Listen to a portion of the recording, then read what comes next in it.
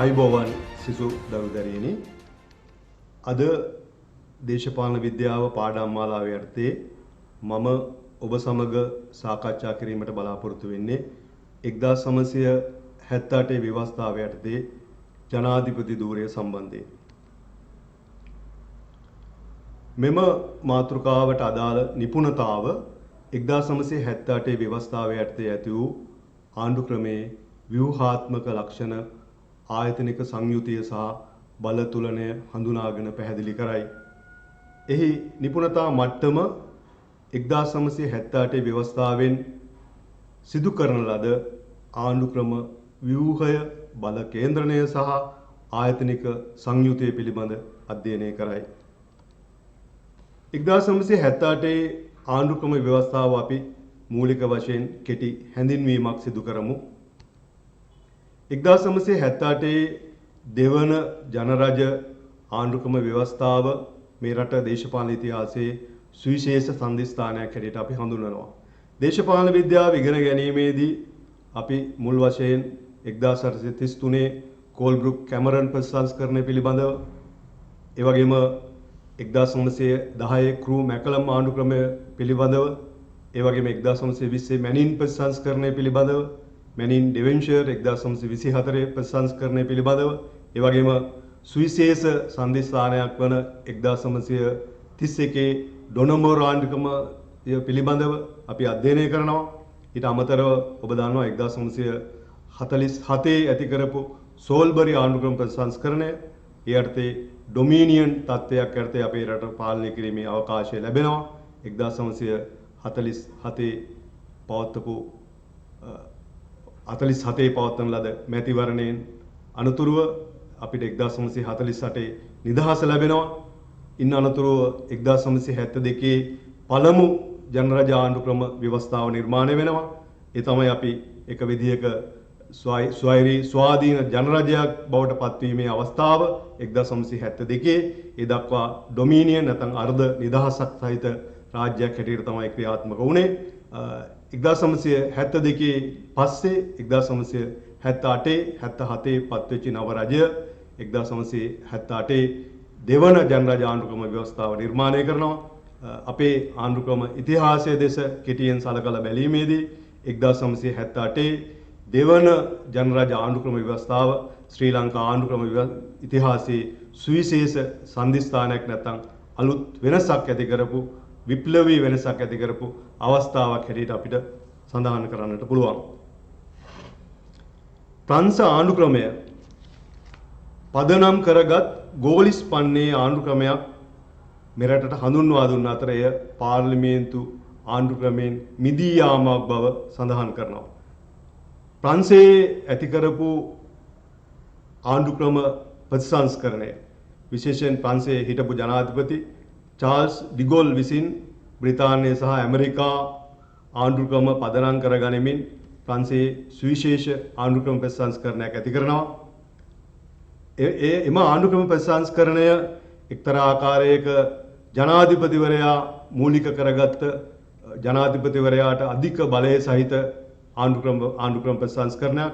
මේ ඩිගෝල් ජනාධිපතිවරයා විසින් ඇති කරපු මේ ක්‍රමවේදය නිසා මෙය ගෝලිස් පන්නේ ආණ්ඩුවක් හැටියට හඳුන්වනවා. අපි ඒ ආණ්ඩු ක්‍රමයේ පදනම් කරගෙන තමයි 1978 ආණ්ඩු ක්‍රම ප්‍රතිසංස්කරණ ලංකාවේ සිදු කරන්නේ.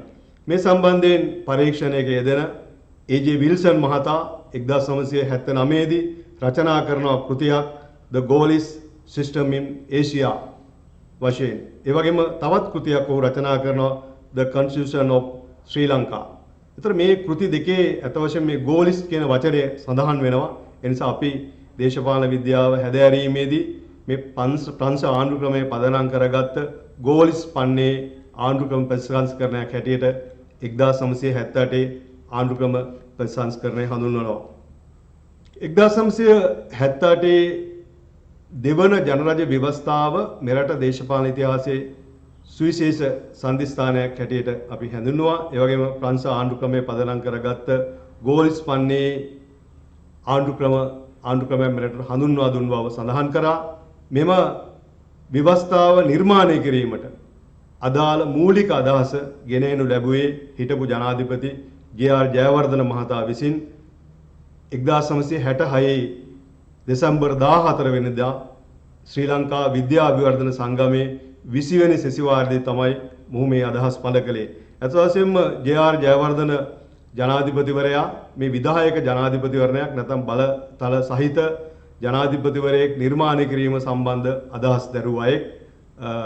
ඔහු මෙරට පවතින ආර්ථික සමාජීය ගැටලු වලට විසඳුමක් හැටියට බල සහිත විධායකයක් නිර්මාණය කිරීම සම්බන්ධයෙන් අදහස් ප්‍රකාශ කරා.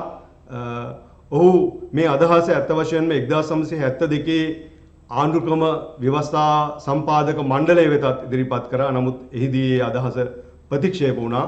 නමුත් ජේ.ආර්. ජයවර්ධන ජනාධිපතිවරයාට අවස්ථාවක් ලැබෙනවා 1977 ඔහු නායකත්වයේ දරපු එක්සත් ජාතික පක්ෂයට හැකියාව ලැබෙනවා 6/5ක නැත්නම් විශාල විශිෂ්ට බලයක් ආසන 160න් 140ක බලය ලබාගෙන ශ්‍රී ලංකාවේ තාම බලවත් ව්‍යවස්ථාදායකයක් ආණ්ඩුවක් නිර්මාණය කර ගැනීමේ හැකියාව ඔහුට ලැබෙනවා. ඔහු ඒ බලය භාවිතා කරමින් එවකට 1972 ව්‍යවස්ථාව අනුව රාජ්‍ය මන්ත්‍රණ සභාව තමයි බලවත් ආයතනයේ හැටියට පැවතුනේ. මේ රාජ්‍ය මන්ත්‍රණ සභාවේ අගමැතිවරයා හැටියට තේරීපත් වෙමින් 78 අලුත් ආණ්ඩුක්‍රම ව්‍යවස්ථාවක් සකස් කිරීම සඳහා මූලික විධිවිධාන යොදනවා.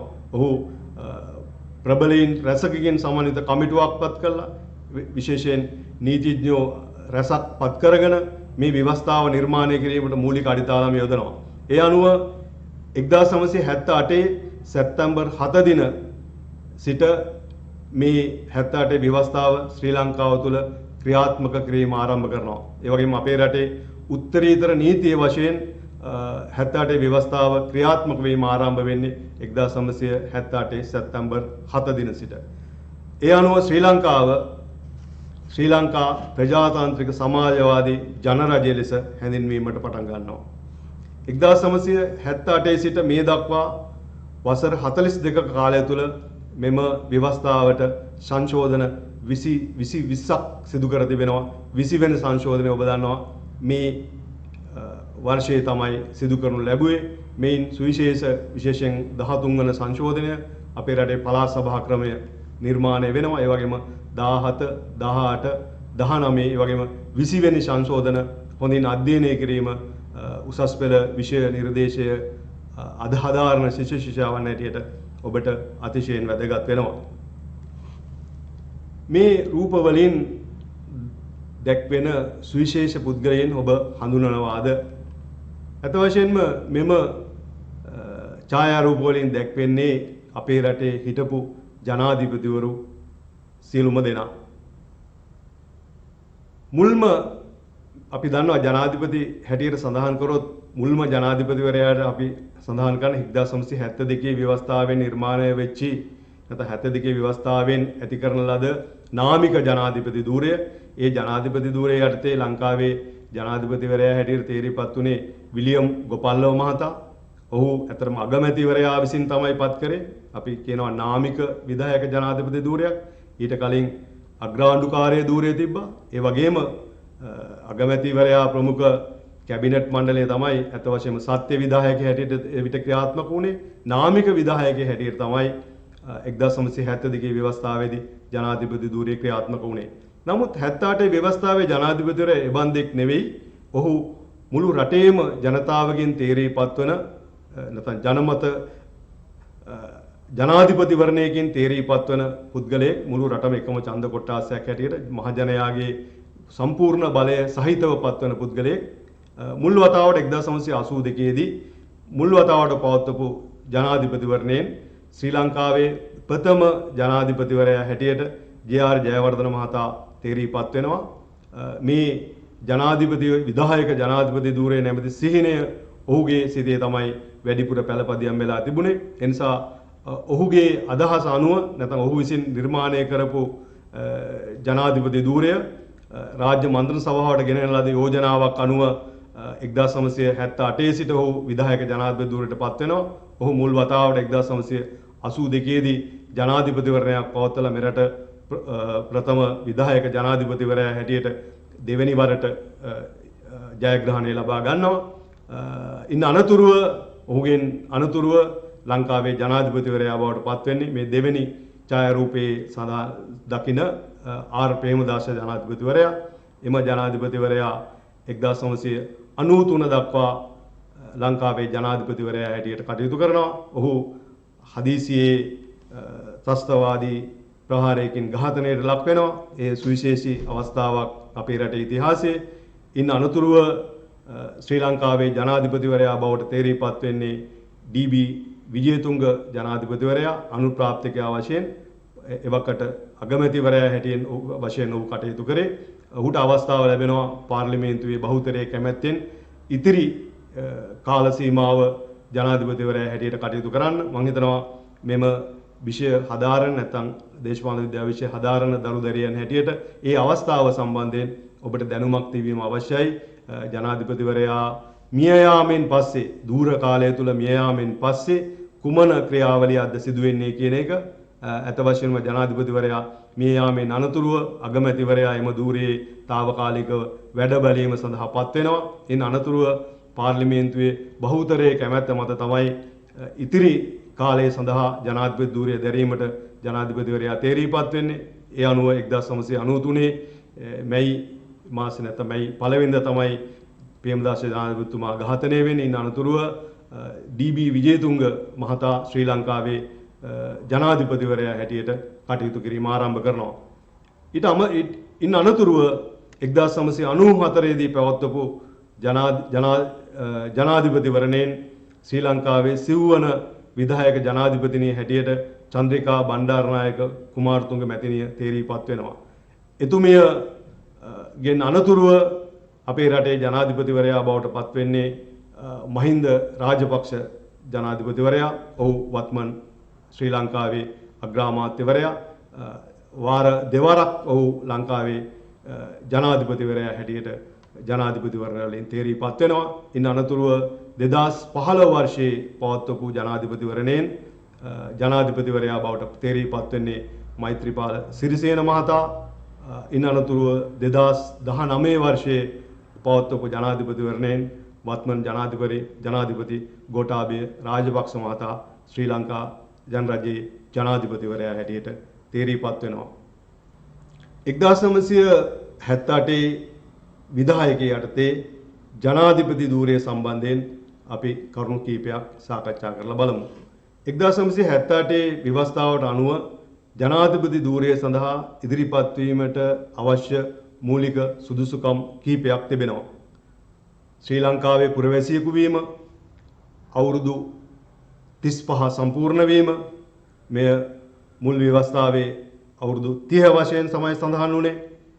දෝෂාභියෝගී විධිවිධාන යටතේ ධූරයෙන් ඉවත් කළ අයෙකු නොවීම, ඒ වගේම පාර්ලිමේන්තු මන්ත්‍රීවරයෙකු ලෙස තෝරාපත් කර ගැනීමට නොසුදුස්සෙකු නොවීම, 91 ව්‍යවස්ථාවේ 1 අනුව රාජ්‍ය සේවකයෙකු නොවීම, යුද නාවික ගුවන් හමුදාවල සමාජිකයෙකු හෝ පොලිස් නිලධාරියෙකු නොවීම,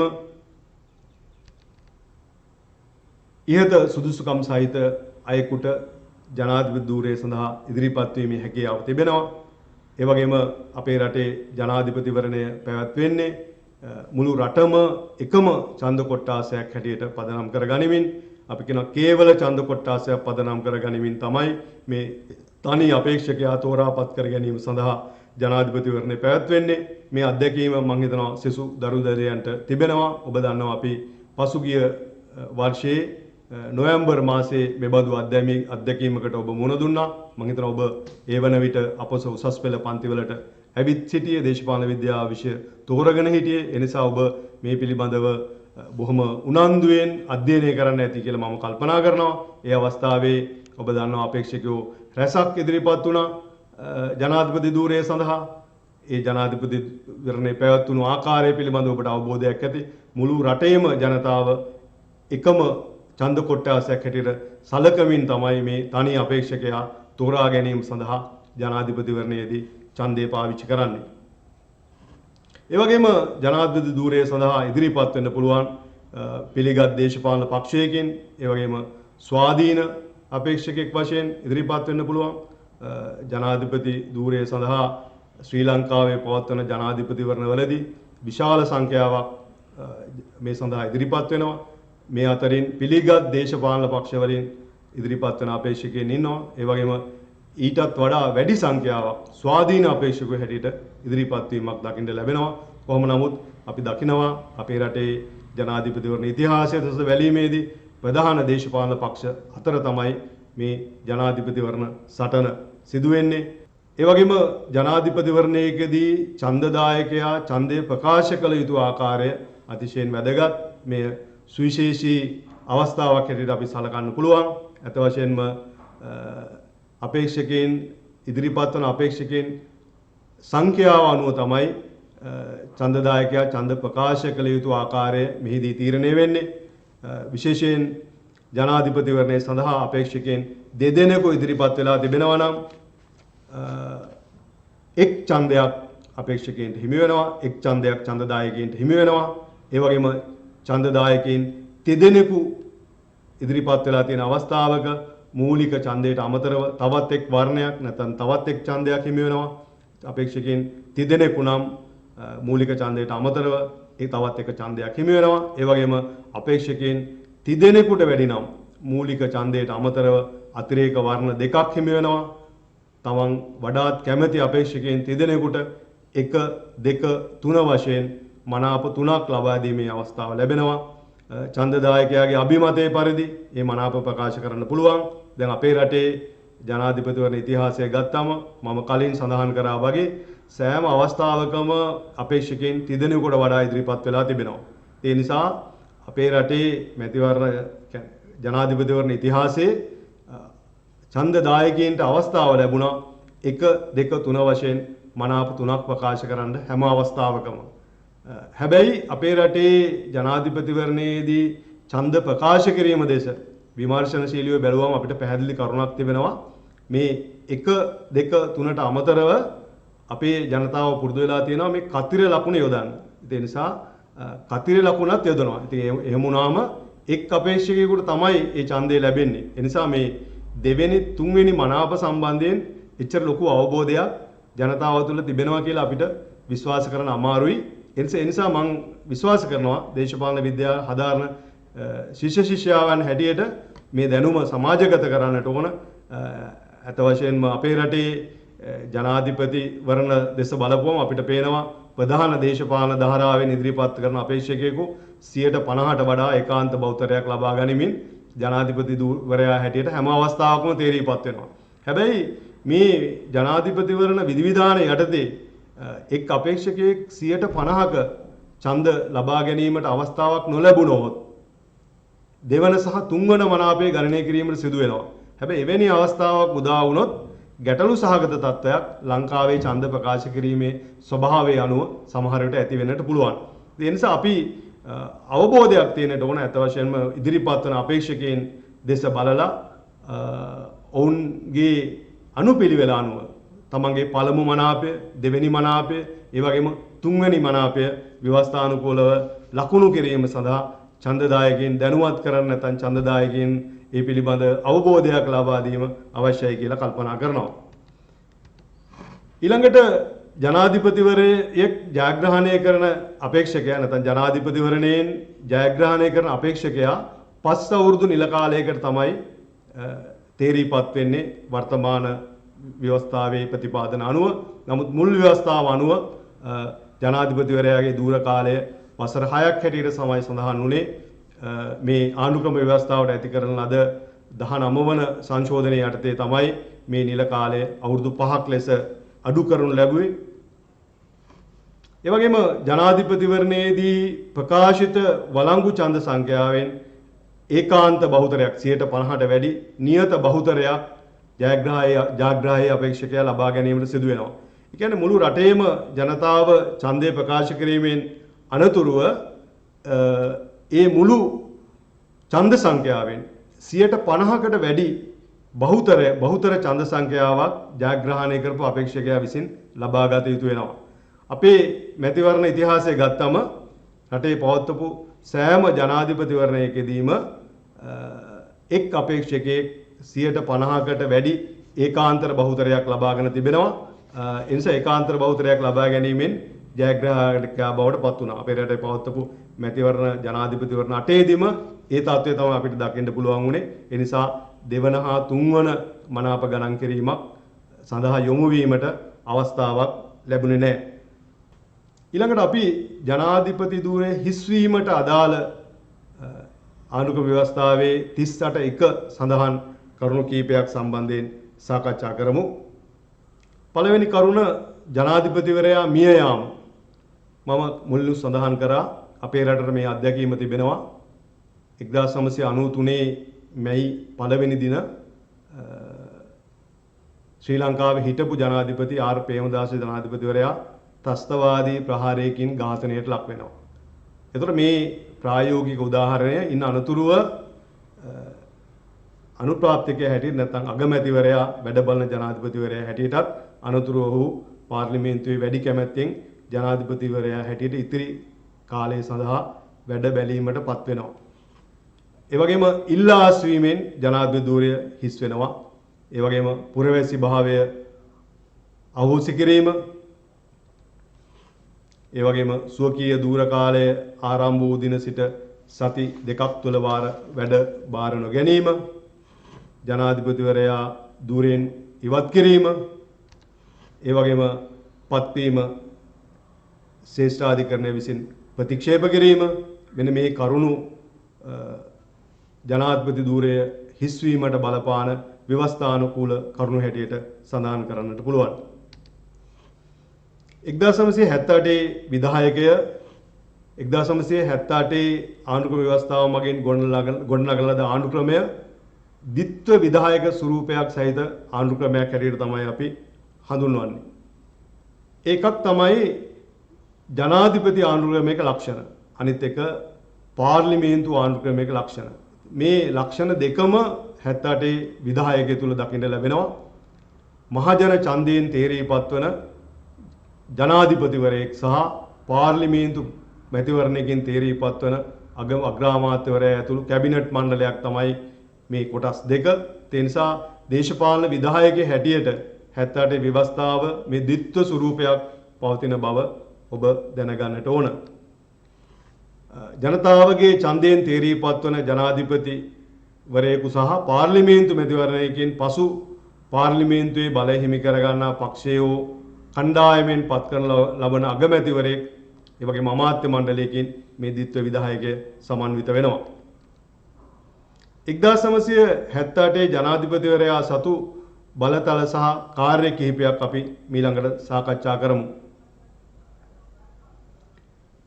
එම ව්‍යවස්ථාව තුළින් ඇති කළ වැදගත්ම දේශපාලන ආයතනයේ හැටියට අපිට ජනාධිපති තනතුර හඳුන්වන්නට පුළුවන්.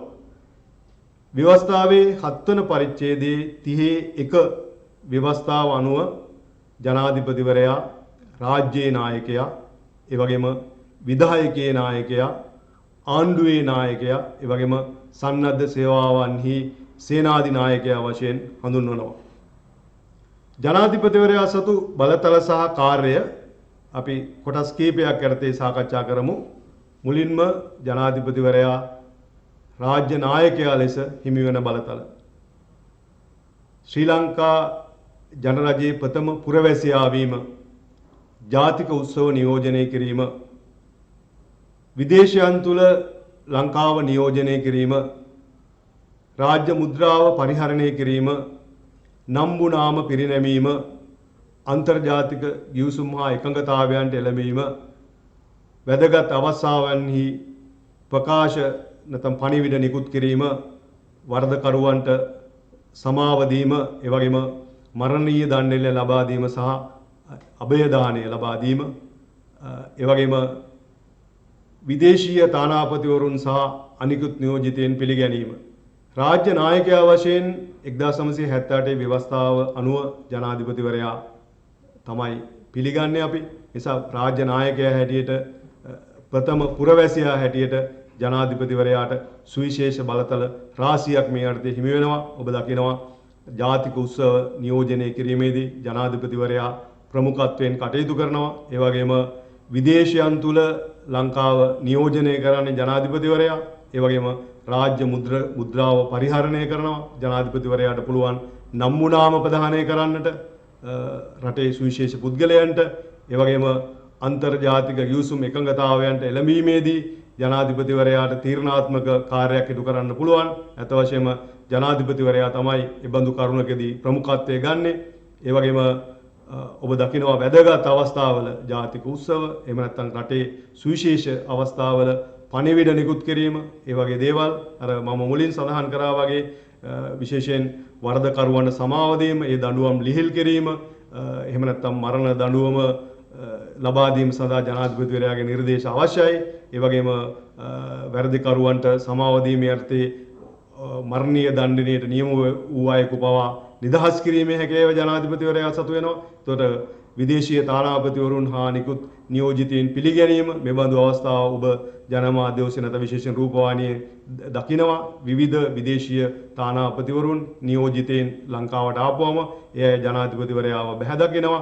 ඒ වගේම තානාපතිවරුන් පිළිගැනීම ඒ පුද්ගලයන් රාජ්‍ය නායකයා ලෙස පිළිගැනීම ඒ නිසා සුවිශේෂ කාර්යයක් රාජ්‍ය නායකයා හැටියට ජනාධිපතිවරයාට හිමි වෙනවා. ඊළඟට ජනාධිපතිවරයාට විධායකයේ නායකයා ලෙස හිමි වෙන බලතල කීපයක් අපි සාකච්ඡා කරමු.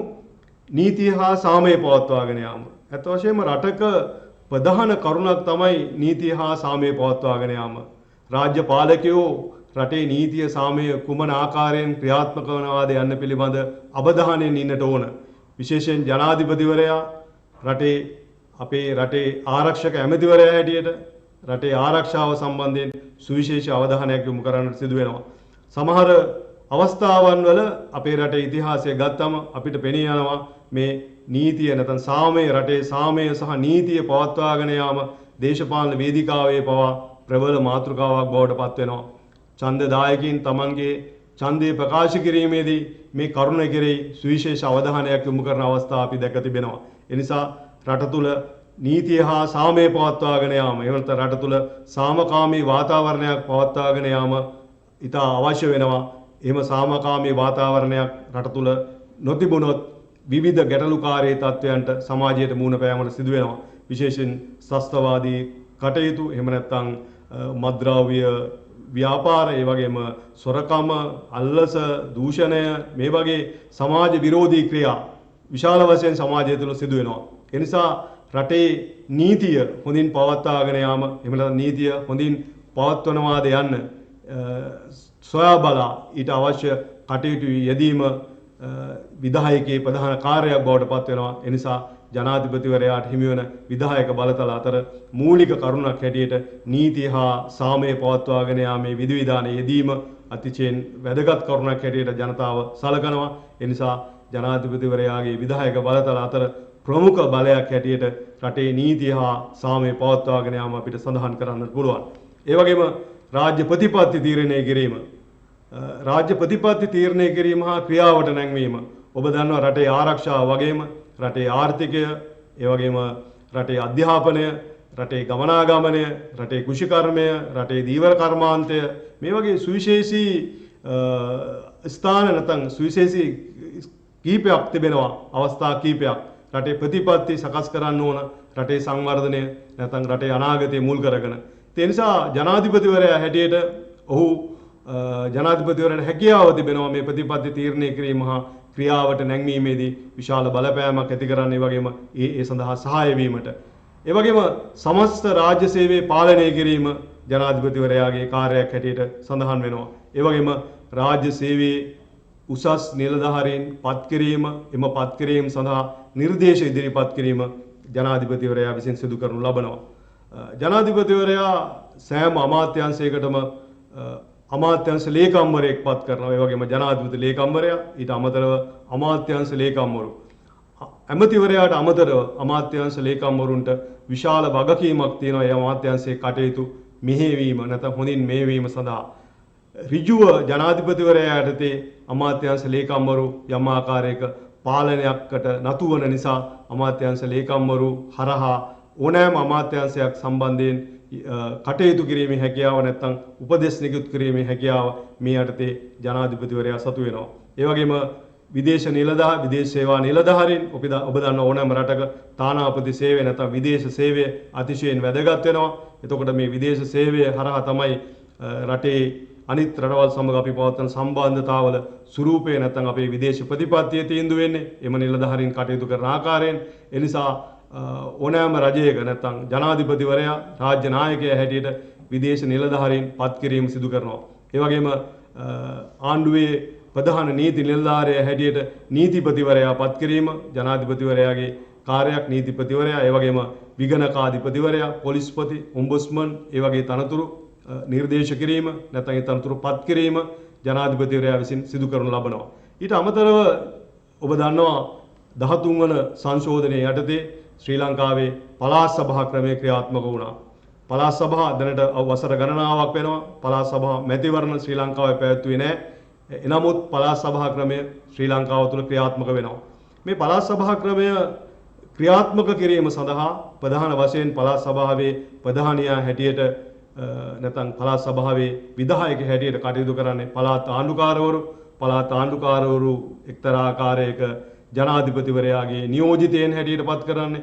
ජනාධිපතිවරයාගේ අභිමතයේ පරිදි තමයි පළාත් ආණ්ඩුකාරවරු පත් කරන්නේ. ඔබ දකිනවා මේ යුගය නැත්නම් මේ කාල වකවානුවේ පළාත් ආණ්ඩුකාරවරු සුවිශේෂ පළාත් සභා පළාත් මහ ඇමතිවරු පළාත් ඇමතිවරු පළාත් සභාවල മന്ത്രിවරු නොමැතිව තනි භූමිකාවක් හැටියට පළාත් පාලනය කිරීමක් නැත්නම් ඒ ලේකම්වරු හරහා ලේකම්වරු මගින් පළාත මෙහෙයවීමක් සිදු කරනු ලබනවා. ඒ නිසා පළාත් ආණ්ඩුකාරවරු සුවිශේෂ කාර්යභාරයක් පළාත් සභා ක්‍රියාත්මක කිරීමේදී ඉටු කරනවා.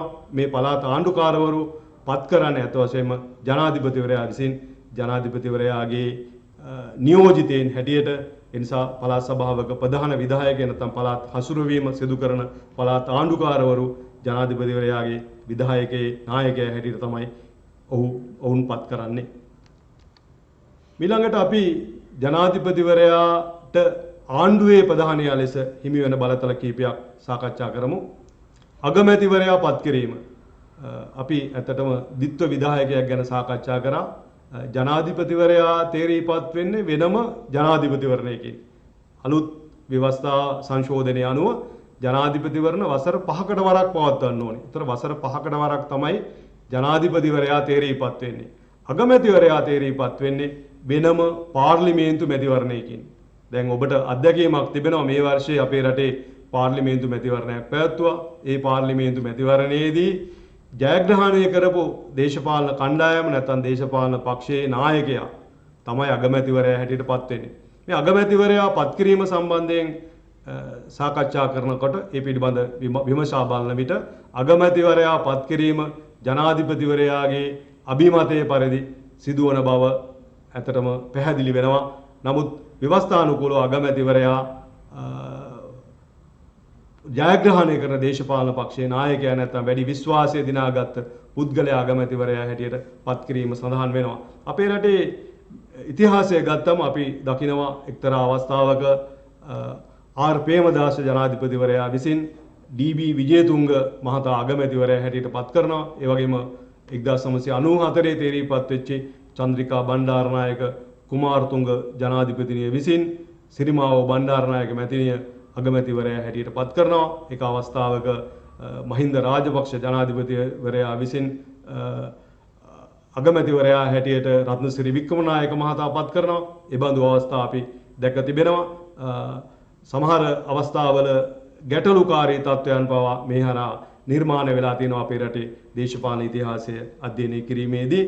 කොහොම නමුත් පාර්ලිමේන්තුවේ වැඩි බහුතර කැමැත්ත නැත්නම් ඒ පාර්ලිමේන්තුවේ ජයග්‍රහී පක්ෂයේ වඩා කැමැත්ත හිමි කරගන්නා වැඩි බහුතරයක කැමැත්ත හිමි කරගන්නා පුද්ගලයා තමයි අගමැතිවරයා හැටියට තේරීපත් වෙන්නේ. ඒ වගේම අමාත්‍යවරු පත් කිරීම. අමාත්‍යවරු, නියෝජ්‍ය අමාත්‍යවරු, රාජ්‍ය අමාත්‍යවරු පත් කිරීමත් ජනාධිපතිවරයාගේ කාර්යයක් හැටියට සලකනවා. අමාත්‍යවරු පත් කිරීම, එයාගේ විෂය තීරණය කිරීම ඔබ දකිනවා අපේ රටේ ගත්තම අමාත්‍යවරු ඉවත් කිරීම නැත්නම් අමාත්‍යවරු පත් කිරීම ජනාධිපතිවරයා විසින් සිදු කරනවා. ඉතිහාසයේ දෙස බලපුවම සමහර අවස්ථාවල අමාත්‍ය পদවි ජනාධිපතිවරයාගේ බලය වර්ධනය කර ගැනීම සඳහා නැත්නම් තමන්ගේ දේශපාලන උවමනාවන් ඉටු කර ගැනීම සඳහා පත් කරපු අවස්ථාවත් අපිට දකින්න ලැබෙනවා. බොහෝ අවස්ථාවල අමාත්‍යවරු සමහර අවස්ථාවල විපක්ෂයේ മന്ത്രിවරු තමන්ගේ බලය වර්ධනය කර ගැනීම සඳහා පක්ෂයේ බලය වර්ධනය කර ගැනීම සඳහා අමාත්‍ය පදවි පිරිනමමින් ආණ්ඩු පක්ෂයට ඇඳා ගැනීම නැත්නම් ඉක්කර ගැනීම මේ අවස්ථා අපි දැකලා තියෙනවා. ඒ වගේම අමාත්‍යවරුන් අමාත්‍ය පදවි ලබා දීම හරහා යම් ආකාරයේ ජනාධිපතිවරයාගේ අධිකාරියට යටත් වීමක් මේ යටතේ විද්‍යාමාන වෙනවා. කොහොම නමුත් මේ අමාත්‍යවරු පත් කිරීම ඔබ දකින්න ඇති මේ පහුගිය දිනවලත් ජනාධිපතිවරයා විසින් කැබිනට් අමාත්‍යවරු ඒ වගේම රාජ්‍ය අමාත්‍යවරු පත් කරනු ලැබුවා. ඒතර අමාත්‍යවරුන්ගේ විෂය තීන්දුව කිරීමත් ජනාධිපතිවරයා විසින් සිදු කරනු ලබනවා. ඒ වගේම අමාත්‍ය මණ්ඩලයේ සංශෝධනය කිරීම බොහෝ අවස්ථාවල අපි දැක තිබෙනවා විවිධ කරුණු ආරම්භය නැත්නම් විවිධ හේතු මත අමාත්‍ය මණ්ඩලය සංශෝධනය වෙනවා. බොහෝ අවස්ථාවල් වල ජනාධිපතිවරයාගේ අභිමතයේ පරිදි මේ කරුණු සිදු වෙනවා. එතකොට මේ විෂය සංශෝධනය කිරීම අපේ ඉතිහාසයේ දැස බලපුවම අපිට ඉතා පැහැදිලි වෙනවා. සමහර අවස්ථාවල ජනාධිපතිවරයා විසින් අමාත්‍යවරුන් සතු විෂයපත වෙනස් කිරීම සිදු කරනු ලබනවා. ඒ වගේම අමාත්‍ය මණ්ඩලයේ මුලසුන දරමින් ප්‍රතිපත්ති සම්පාදනය මෙහෙයවීම සඳහා ජනාධිපතිවරයා සම්බන්ධ වෙනවා. සතියකට වරක් ශ්‍රී ලංකාවේ කැබිනට් මණ්ඩලය සාමාන්‍යයෙන් සාකච්ඡා කරනවා නැත්නම් එකට එකතු වෙනවා. ඒතර මේ අවස්ථාවේ අමාත්‍ය මණ්ඩලයේ ප්‍රධානීය හැටියට කටයුතු කරන්නේ මුලසුන දරන්නේ ජනාධිපතිවරයා විසින්. ඒ නිසා අපි අර ද්විත්ව විධායකයක් සම්බන්ධයෙන් කතා කරා ජනාධිපතිවරයා වගේම අගමැති ඇතුළු කැබිනට් මණ්ඩලය. නමුත් මේ අවස්ථාව ඔබට ඉතා පැහැදිලි අමාත්‍ය මණ්ඩලයේ ප්‍රධානීය වශයෙන් ජනාධිපතිවරයා කටයුතු කරනවා. ජනාධිපතිවරයා එක විදිහක ආණ්ඩුවේ නායකයා නැත්නම් ඒ බලයේ සිටින ඔහුගේ දේශපාලන පක්ෂයේ බලයේ සිටින අවස්ථාවල ඔහුට මේ தත්ත්වය ඉතා හොඳින් ක්‍රියාත්මක කිරීමේ හැකියාව තිබෙනවා. ඊළඟ ඕනෑම අමාත්‍යාංශ සංඛ්‍යාවක් Taman අත රඳවා ගැනීමේ හැකියාවක් ජනාධිපතිවරයා සතු වෙනවා. 19 වෙනි සංශෝධනයේ යම් බාධක ඇති උනත් මේ සම්බන්ධයෙන් ජනාධිපතිවරයාට අවස්ථාව තිබෙනවා Taman කැමැති නැත්නම් Taman අභිමත අමාත්‍යාංශ රඳවා ගැනීමේ හැකියාව තිබෙනවා. ඒ වගේම රාජ්‍ය ප්‍රතිපත්ති පිළිබඳ අවශ්‍ය තීරණ ගැනීම ප්‍රධාන වශයෙන් රාජ්‍යයේ පැවැත්ම උදෙසා රාජ්‍ය ප්‍රතිපත්ති අතිශයින් වැදගත් වෙනවා. ඒ නිසා රාජ්‍ය ප්‍රතිපත්ති පිළිබඳ අවශ්‍ය තීරණ ගැනීමත් ජනාධිපතිවරයාගේ මූලික කාර්යයක් හැටියට අපිට හඳුන්වන්නට පුළුවන්. ඊළඟට ජනාධිපතිවරයාට හිමි තවත් බලයක් තමයි සන්නද්ධ සේවාවන්හි සේනාධිනායකයා ලෙස කටයුතු කිරීම. ඒ සම්බන්ධයෙන් හිමි වෙන බලතල කීපයක් අපි සාකච්ඡා කරමු. පළවෙනි කරුණ යුද්ධය හා සාමය පිළිබඳ තීරණ ගැනීම. අභ්‍යන්තරික වශයෙන් ඒ වගේම බාහිර වශයෙන් මේ යුද්ධමය තත්ත්වය නැති වෙන්නට පුළුවන් රටක. එතකොට ඒ සම්බන්ධයෙන් අවසාන තීරණ ගැනීමේ බලය ජනාධිපතිවරයාට හිමි වෙනවා. අපේ රටේ වුණත් අභ්‍යන්තරික වශයෙන් ගැටලුකාරී තත්ත්වයන් නැත්නම් යුද්ධමය තත්ත්වයන් නිර්මාණය වුණා. ඒතකොට එවැනි අවස්ථාවල ජනාධිපතිවරයාගේ ඍජු නායකත්වය නැත්නම් ජනාධිපතිවරයාගේ අධිකාරී බලය විධායක බලය ඍසි පරිදි යොදාගෙන ඒවා පාලනය කිරීම පහසු බව නැත්නම් ඒ පාලනය කිරීම වඩා උචිත බව අපිට පැහැදිලි වෙලා තිබෙනවා. ඒ වගේම විධායකයක් නැත්නම් ප්‍රබල විධායකයක් හරහා මේ විශේෂයෙන් මේ සාමකාමී වාතාවරණයක් ගොඩනැගීමට හැකියාව තිබෙන බව අපේ රටේ ජනතාව විශ්වාස කරන බව අපිට පැහැදිලි වෙලා තිබෙනවා අපේ රටේ ඉතිහාසය නැත්නම් අපේ මැතිවරණ ඉතිහාසය දෙස බැලීමේදී. ඒ වගේම ත්‍රිවිධ හමුදා ප්‍රධානීන් පත් කිරීම යුද ගුවන් නාවික හමුදා ප්‍රධානීන් පත් කිරීමේ බලය නැත්නම් ඔවුන් ඒ ජ්‍යෙෂ්ඨත්වයේ අනුව ඔවුන්ගේ පත්වීම ලැබෙන්නේ. නමුත් ජනාධිපතිවරයාට අභිමත පරිදි මේ පත් කිරීමේ හැකියාව තිබෙනවා. ඒ වගේම ත්‍රිවිධ හමුදාවන්හි සෙසු අධිකාරී නිලයන් පත් කිරීම. මේ ත්‍රිවිධ හමුදාවල නිලධාරීන් පත් කිරීම පහළ සිට ඉහළ දක්වා මේ නිලයන් පත් කිරීමේදී ගැසට් පත්‍රයක් මගින් තමයි මේ අධිකාරීන් පත් කරනු ලබන්නේ. ඒ නිසා ජනාධිපතිවරයාගේ අධිකාරී යටතේ තමයි මේ පත් කිරීම සිදු කරනු ලබන්නේ. ඊළඟට ජනාධිපතිවරයාට හිමි වෙන පාර්ලිමේන්තුව හා සම්බන්ධ බලතල කීපයක් සම්බන්ධයෙන් අපි සාකච්ඡා කරමු. පාර්ලිමේන්තුව කැඳවීම, වාරාවසාන කිරීම, ඒ වගේම විසිරුවා හැරීමේ බලය ජනාධිපතිවරයා සතු වෙනවා. ඔබ දන්නවා මුල් ව්‍යවස්ථාව අනුව 78 ව්‍යවස්ථාවේ මුල් ව්‍යවස්ථාව විධිවිධාන අනුව වසරක් ගත වීමෙන් පස්සේ පාර්ලිමේන්තුව විසිරුවා හැරීමේ බලය ජනාධිපතිවරයා සතු වුණා. නමුත් 19 වෙනි සංශෝධනය යටතේ මේ තත්ත්වය වෙනස කර භාජන වුණා. වසර 4ක් යනතුරු පාර්ලිමේන්තුව විසිරුවා හැරීමේ හැකියාව ජනාධිපතිවරයාට හිමි වුණේ නැහැ. නමුත් දැන් 20 වෙනි සංශෝධනය යටතේ වසර 2කමාරක් දක්වා ඒ කාල සීමාව නැවත අඩු කරනු ලැබුවා. ඒ නිසා පාර්ලිමේන්තුව කියන්නේ අපි එක විදියක මුළු රටේම පවත්වන මහා මැතිවරණයකින් තේරීපත් වන කණ්ඩායමක්. දැන් අපේ රට උදාහරණයක් ගත්තොත් අපේ රටේ පාර්ලිමේන්තු මැතිවරණයකින් මුළු රටම නියෝජන වන පරිදි මැතිවරණ කොට්ටාස මට්ටමින් නැත්නම් දිස්ත්‍රික් මට්ටමින් മന്ത്രിවරු 196ක් සහ ජාතික ලැයිස්තුවෙන් മന്ത്രിවරු 29 දෙනෙක් ඇතුළුව മന്ത്രിවරු 225ක් තේරීපත් වෙනවා. ඒතර මේ മന്ത്രിවරු 225ක් පාර්ලිමේන්තු මැතිවරණයකින් තේරීපත් වුණාම ඒ අයට තිබෙන බලයට අභිබවා යන බලයක් ජනාධිපතිවරයා සතු වෙනවා. ජනාධිපතිවරයාට හැකියාව ලැබෙනවා. ජනාධිපතිවරයාගේ අභිමතයේ පරිදි නැත්නම් ඒ රටේ පවතින ස්වභාවය අනුව ඔහුට හැඟී යන ආකාරයට පාර්ලිමේන්තුව විසිරුවා හැරීමේ අවකාශය තිබෙනවා. එක්තරා විදියක මෙය ප්‍රජාතන්ත්‍රවාදයේ සම්බන්ධයෙන් ගැටලුකාරී තත්වයක් හැටියටත් සමහර අය විග්‍රහ කරනවා. කොහොම නමුත් ජනාධිපතිවරයාගේ මේ සුවිශේෂී බලය ජනාධිපතිට හැකියාව තිබෙනවා පාර්ලිමේන්තුව රටේ ආරක්ෂාවට නැත්නම් රටේ ආර්ථික ප්‍රතිපත්ති ක්‍රියාත්මක කරන්න රටේ සංවර්ධනය කරා හරි මග නැත්නම් හරි ක්‍රමවේදයක් යටතේ කටයුතු නොකරනවා නම් එම පාර්ලිමේන්තුව විසිරුවා හැරලා අලුත් පාර්ලිමේන්තුවක් නැත්නම් අලුත් ව්‍යවස්ථාදායකයක් නිර්මාණය කර ගැනීමේ හැකියාව තිබෙනවා. ඒ කුමන අවස්ථාවක කුමන කරුණක් පදනම් කරගෙන හෝ පාර්ලිමේන්තුව විසිර ගියත් ජනාධිපති ධූරය විසිර යන්නේ නැහැ. ඌට මුළු නිල කාලය තුල බලය ඒ ආකාරයෙන් පවතිනවා. ඒ නිසා පාර්ලිමේන්තුව විසිරුවා හැරීමේ සුවිශේෂී බලය ජනාධිපතිවරයා සතුව තිබෙනවා. ඒ වගේම පාර්ලිමේන්තුවේ මංගල රැස්වීම් වල මුලසුන දැරීම ඔබ විශේෂයෙන් රූපවාහිනිය මංගල අවස්ථා පාර්ලිමේන්තුව විවෘත කරන මුල් අවස්ථාවල් ඔබ රූපවාහිනියෙන් දැක ඇති. ඒ අවස්ථාවල ඔබට පැහැදිලි වෙනවා ජනාධිපතිවරයා මේ මංගල රැස්වීම් වල මුලසුන දරන ආකාරය. ඒ වගේම ආණ්ඩුවේ ප්‍රතිපත්ති ප්‍රකාශනය ඉදිරිපත් කිරීමත් ජනාධිපතිවරයා විසින් තමයි සිදු කරන්නේ ආණ්ඩුවේ නායකයා හැටියට. ඒ වගේම පාර්ලිමේන්තුවේ ඇමතීම හා ඒට සංදේශ යොමු කිරීම 78 ජනාධිපතිවරයා සතු බලතල අතර සුවිශේෂී බලතලයක් තමයි 78 ජනාධිපතිවරයාට පාර්ලිමේන්තු මන්ත්‍රීවරයෙකුට හිමි වන සියලු වරප්‍රසාද හිමි වෙනවා ඡන්දය ප්‍රකාශ කිරීම හැර. ඒ නිසා ජනාධිපතිවරයාට අභිමත පරිදි ඕනෑම අවස්ථාවක පාර්ලිමේන්තුවට පැමිණෙන්නට පුළුවන්, පාර්ලිමේන්තුව අමතීමට පුළුවන්, ඒ වගේම සංදේශ යොමු කරන්නට පුළුවන්. ඒ වගේ හැකියාවක් ජනාධිපතිවරයාට 78 ව්‍යවස්ථාවේ යටතේ හිමි වෙලා තියෙනවා. ඒ වගේම පනත් කෙටුම්පත් පිළියෙල කිරීමට මුලපිරීමේ අවකාශයත් ජනාධිපතිවරයාට ලැබෙනවා.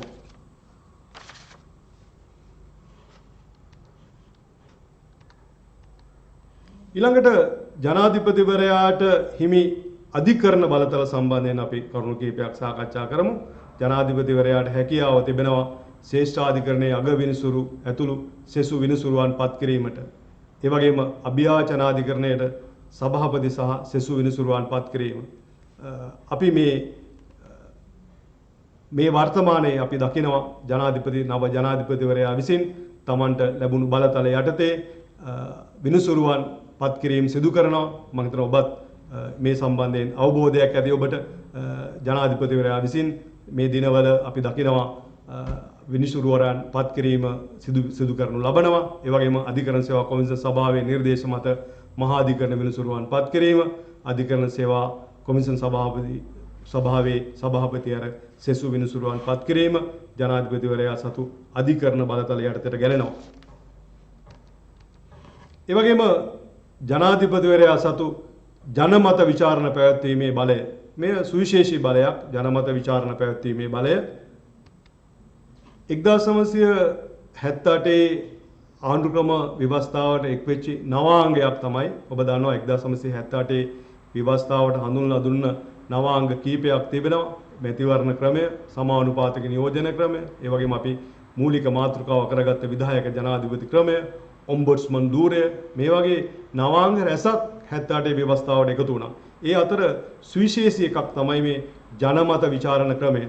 මේ ජනමත විචාරණ ක්‍රමය ඍජු ප්‍රජාතන්ත්‍රවාදී උපක්‍රමයක් හැටියට සලකනවා.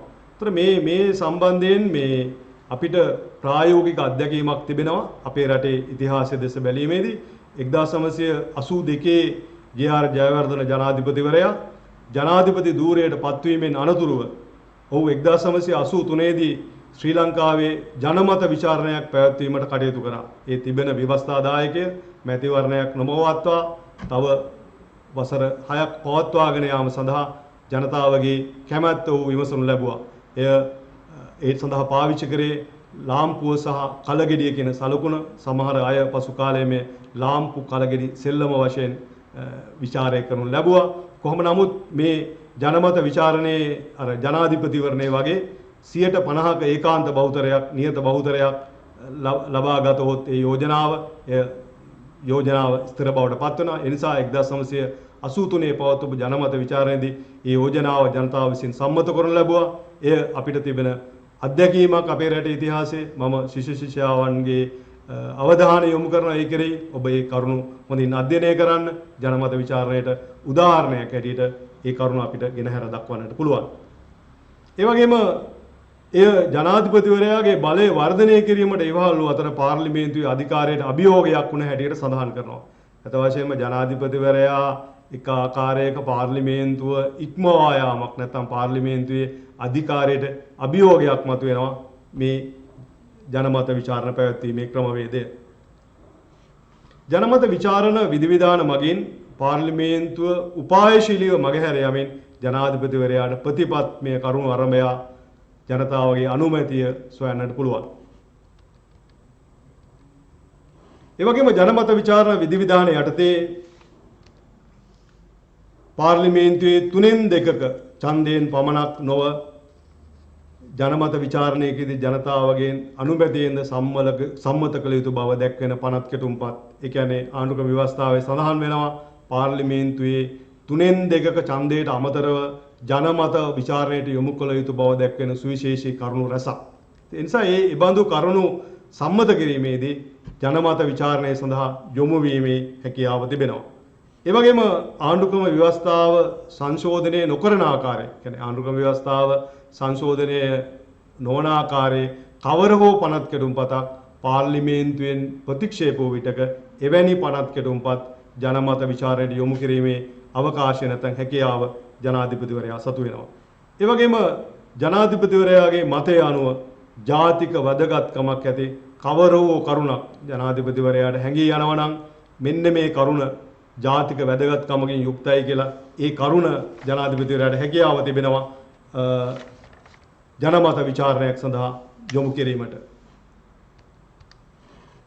ඒ වගේම මහජන ආරක්ෂක පනත ක්‍රියාත්මක කිරීමේ බලයත් ජනාධිපතිවරයා සතු වෙනවා.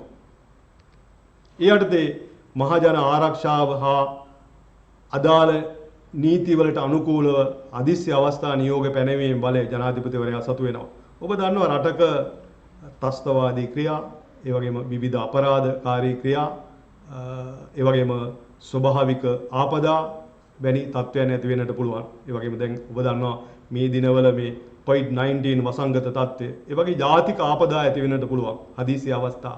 මේ වගේ අවස්ථාවල ව්‍යවස්ථාදායකය රැක්ස් කිරීම අපහසු වෙනවා. නැත්නම් ජනාධිපතිවරයාට අවකාශය තිබෙනවා මහජන ආරක්ෂාවට අදාළ නීති වලට අනුකූලව හදිසි අවස්ථා නියෝග පැනවීමට. එවැනි අවස්ථාවක ජනාධිපතිවරයා පනවන නියෝගවලට ආණ්ඩුක්‍රම ව්‍යවස්ථා නීතිය හැරුණු විට අනික් ඕනෑම නීතියකට අදාළ කාල සීමාව තුළ ඕනෑම නීතියක් යටපත් කිරීමේ හැකියාව තිබෙනවා. ඊළඟට අපි සාකච්ඡා කරමු ජනාධිපතිවරයා තනතුරින් ඉවත් කිරීම නැත්නම් දෝෂාභියෝගී ක්‍රියාවලිය පිළිබඳ කරුණු කිහිපයක්. 1978 ව්‍යවස්ථාව යටතේ ජනාධිපතිවරයාට පාර්ලිමේන්තුව පාලනය කිරීමේ හැකියාව තිබුණද පාර්ලිමේන්තුවට ජනාධිපතිවරයා පාලනය කිරීමේ හැකියාවක් නොවිය. ව්‍යවස්ථානුකූලව විධිවිධාන යටතේ ජනාධිපතිවරයා ධූරයෙන් ඉවත් කිරීම සඳහා පවතින එකම ක්‍රමය වනුයේ දෝෂාභියෝගී ක්‍රියාවලියයි. මෙම ජනාධිපතිවරයාගේ බලතල සංවර්ණය කිරීමට යොදාගත හැකි විධිවිධානයක් ලෙස පෙනී ගියද එය ක්‍රියාවට නැංවීමට අනුගමනය කළ යුතුව තිබුණේ දුෂ්කර විධිවිධාන පද්ධතිය එවැන්නකට බාධාවක් පවතී. දැන් මේන් කියවෙන්නේ ඇත්තටම ජනාධිපතිවරයාට හැකියාව තිබෙනවා පාර්ලිමේන්තුව පාලනය කිරීම සඳහා අවස්ථා ගණනාවක. නමුත් පාර්ලිමේන්තුවට ජනාධිපතිවරයා පාලනය කිරීම සඳහා තිබෙන විධිවිධාන අල්පයි. ඒ යටත සුවිශේෂී විධිවිධානය තමයි දෝෂාභියෝගී ක්‍රියාවලිය. අපිට අත්දැකීමක් තියෙනවා අපේ රටේ ඉතිහාසයේ 1991 වර්ෂයේ ආර් ප්‍රේමදාස ජනාධිපතිවරයාට විරුද්ධව මේ බඳු දෝෂාභියෝගයක් ඉදිරිපත් කරනු ලැබුවා. මේ දෝෂාභියෝගී ක්‍රියාවලියකදී අත වශයෙන්ම පාර්ලිමේන්තුවේ മന്ത്രിවරු 3/2ක් නැත්නම් පාර්ලිමේන්තුවේ മന്ത്രിවරුන්ගෙන් 50%ගේ අස්සනින් යුතුව යෝජනාවක් කතානායකවරයාට ඉදිරිපත් කරන්නට ඕනේ. ඒ කතානායකයාගේ අභිමතයේ පරිදි තමයි මේ යෝජනාව පාර්ලිමේන්තුව සභාගත කිරීම සිදු කරන්නේ. එතකොට කතානායකවරයා පාර්ලිමේන්තුවේ 3/2ක අස්සනින් යුක්තව ඉල්ලීමක් කළොත් ඒ දෝෂාභියෝගය සභාගත කරන්නට පුළුවන්. ඉන් අනතුරුව පාර්ලිමේන්තුවේ 3/2ක අනුමැතියකින් අනතුරුව ශේෂ්ඨාධිකරණයට යොමු කරලා ඒ වගේම ශේෂ්ඨාධිකරණයේදී ජනාධිපතිවරයාට හැකියාව තබන පුද්ගලිකයෝ හෝ නීතිඥයෝ මගින් තමන්ගේ කරුණු තමන්ට ඉදිරිපත් කරන්නට ඒ කරුණු අවසානයේ ශේෂ්ඨාධිකරණය තීන්දුව කරොත් එම තීන්දුව ප්‍රකාරව නැවත වතාවක් පාර්ලිමේන්තුවේ 3/2 කැමැත්තෙන් තමයි ජනාධිපතිවරයා ඉවත් කිරීමේ ක්‍රියාවලිය සිදු වෙන්නේ. මම මේ දෝෂාභියෝගී ක්‍රියාවලිය සම්බන්ධයෙන් ශිෂ්‍යාවන් විශේෂ අධ්‍යයනයක් නැත්නම් ඒ සම්බන්ධයෙන් අවධානය යොමු කරන්න කියලා මම ඔබගෙන් ඉල්ලීමක් කරනවා. ඒ නිසා මෙය ඊටාම අසීරු ක්‍රියාවලියක්. 1991 දී ජනාධිපතිවරයාට එරෙහිව පැවති මේ දෝෂාභියෝගී කටයුත්ත නැත්නම් දෝෂාභියෝගය නිෂ්ප්‍රභා වුණා. එය ක්‍රියාත්මක වුණේ නැහැ. එය අතරමඟදී යන හිටියා. මොකද ජනාධිපතිවරයාට හැකියාව තිබෙනවා. ඒ බඳු අවස්ථාවල තමන්ගේ බලය පාවිච්චි කිරීමට. ඒ නිසා මේ ක්‍රියාවලිය ඊටාම දුෂ්කර ක්‍රියාවලියක් හැටියට තමයි අපි සඳහන් කරන්නේ.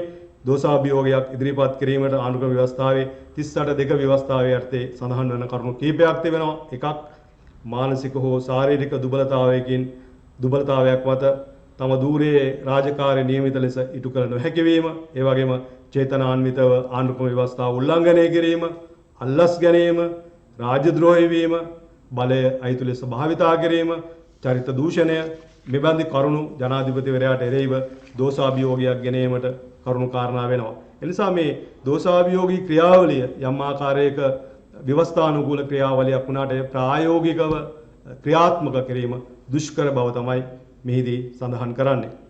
අද දවසේ අපි ඔබත් සමග සාකච්ඡා කරන්නට යෙදුනේ ඊටාම සුවිශේෂී මාතෘකාවක්. ඒ තමයි 1978 ආණ්ඩුක්‍රම ව්‍යවස්ථාව යටතේ ජනාධිපති ධූරය සම්බන්ධයෙන් මුලින්ම මම මේ මාතෘකාවට පිවිසීමක් හැටියට 1978 ආණ්ඩුක්‍රම ව්‍යවස්ථාව හැඳින්වීම සිදු කරා. මම ඔබට කිව්වා 1978 ආණ්ඩුක්‍රම ව්‍යවස්ථාව හිටපු ජනාධිපති ජේ.ආර්. ජයවර්ධන මහතා විසින් හඳුන්වා දුන් නැත්නම් ඔහුගේ උවමනාව පරිදි ඔහුගේ අදහස පරිදි නිර්මාණය වෙච්ච සුවිශේෂ ව්‍යවස්ථාවක්. එහි සුවිශේෂත්වය තමයි එතෙක් පැවති පාර්ලිමේන්තු ආණ්ඩුක්‍රමයේ වෙනුවට ජනාධිපති ආණ්ඩුක්‍රමයක් නැත්නම් විධායක ජනාධිපති ආණ්ඩුක්‍රමයක් ශ්‍රී ලංකාවට හඳුන්වා දීම. එය අලුත් අත්දැකීමක්. රටේ ජනාධිපතිවරයා නැත්නම් රටේ විධායක නායකයා මහජන ඡන්දයෙන් නැත්නම් මහජනතාව එකම ඡන්ද කොට්ටාසයක් හැටියට සලකා මහජන නියෝජිතයා හැටියට මුළු රටේම ජනතාවගේ ඡන්දයෙන් තේරීපත් වන විධායක ජනාධිපති ධූරයක් මේ අර්ථයේ නිර්මාණය වුණා. එය සුවිශේෂී තත්ත්වයක් හැටියට මම විස්තර කරා. ඒ වගේම 78 ජනාධිපති ධූරයට පත්වීමට අවශ්‍ය ජනාධිපති ධූරයට ඉදිරිපත් වීමට අවශ්‍ය සුදුසුකම් සම්බන්ධයෙන් අපි කතා කරා. ඒ වගේම ජනාධිපති ධූරයේ හිස්වන ආකාරය සම්බන්ධයෙන් සාකච්ඡා කරා. ජනාධිපති සතු බලතල සහ කාර්යයන් සම්බන්ධයෙන් සාකච්ඡා කරා. ඒ වගේම ජනාධිපතිවරයා තනතුරින් ඉවත් කිරීමේ ක්‍රියාවලිය සම්බන්ධයෙන් සාකච්ඡා කරා. මේක ඇත්ත වශයෙන්ම විෂය නිර්දේශය දෙස බලපුවම විෂය නිර්දේශයේ කාලඡේද ගණනාවකින් සාකච්ඡා කළ යුතු සුවිශේෂී මාතෘකාවක්. අද දවසේ අපි මේ යම් ආකාරයකට කෙටි නැත්නම් ලඝු කරලා කරුණු හැටියෙන් ඔබව දිරිමත් කිරීම සඳහා මූලික කරුණු කීපයක් පමණයි ඉදිරිපත් කරේ. ඉදිරියේදී අපි බලාපොරොත්තු වෙනවා මේ විෂය මාතෘකා පුළුල් වශයෙන් ඔබත් සමග සාකච්ඡා කරන්න. මේ යටතේ මම කැමැතියි ඔබට කිසියම් අභ්‍යාසයක් ලබා දෙන්න.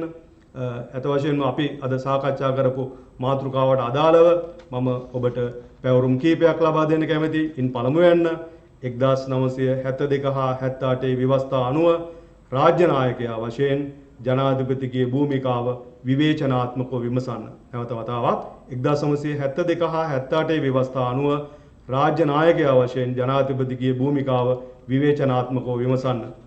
දෙවෙනි පැවරුම 1978 දෙවන ජනරාජ්‍ය ව්‍යවස්ථාව යටතේ ජනාධිපතිවරයාගේ බලතල සහ කාර්යයන් සංසන්දනාත්මකව විමසන්න.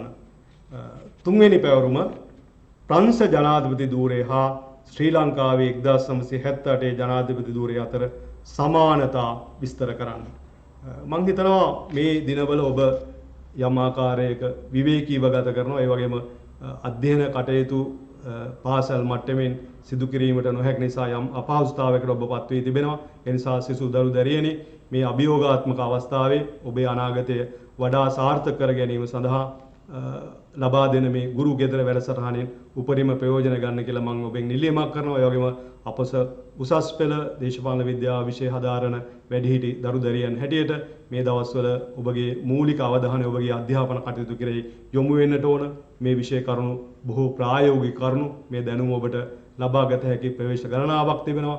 ඒ අතර පොත්පත් කියවීම නැත්නම් ඔබ මේ විෂය කරුණු වලට අදාළව කරුණු සාකච්ඡා කිරීම, ඔබගේ යහළු වේලියන් සමග මේ කරුණු හොඳින් සාකච්ඡා කිරීම ඔබට අතිශයින් වැදගත් වෙනවා. ඒ නිසා අද දවසේ ඔබ අපි සාකච්ඡා කරපු විෂය මාතෘකාව ඔබට විභාගවලදී අතිශයින් වැදගත් වෙන මාතෘකාවක් බව මා සඳහන් කරනවා. ඒ වගේම අද නැවත දවසක අපි මෙබඳු දේශපාලන විද්‍යා පාඩමකින් ඔබ හමු වන බලාපොරොත්තුවෙන් අද දවසේ මගේ පාඩම මෙතකින් සමාප්ත කරනවා. ඔබ සමග ස්තුතියි. සුබ දවසක්. ආයුබෝවන්. Thank you.